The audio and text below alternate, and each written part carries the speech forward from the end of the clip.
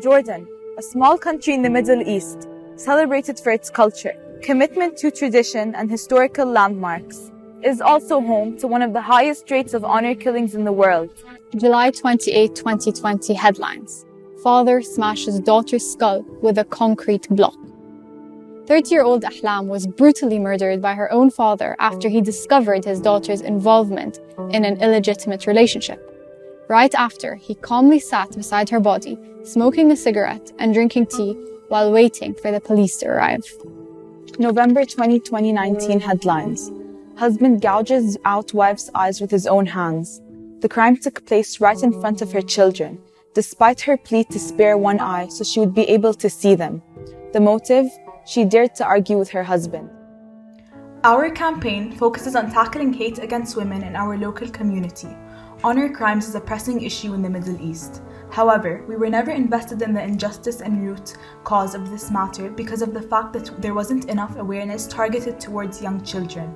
Thus, we were inspired to raise awareness against gender inequality in our local community. The past couple months, we went on a quest to discover what the local citizens think and feel about the role and treatment of women in the Jordanian society.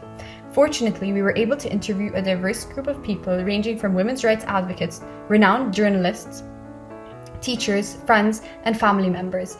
In this compilation video, you will be able to get an insight on how our community feels about the gender norms and gender inequality in Jordan.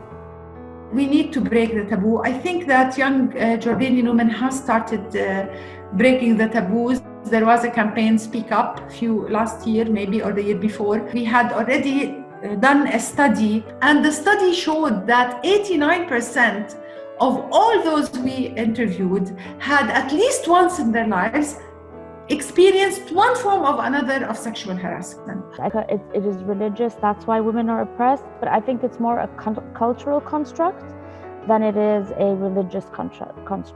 I mean, you still see a lot of conservative families where the woman is not allowed to get a job and she's not allowed to work outside of the house. It's not about the person anymore, it's about yourself. It's an honor killing, you're protecting the honor of the family. Unfortunately, you always have people who will carry certain thoughts and ideologies, and it's hard to change it. So we have to focus on encouraging men and women to look at women as human beings with brains, with values. But I think, of course, here for the younger generation, you have to keep going after what you believe in.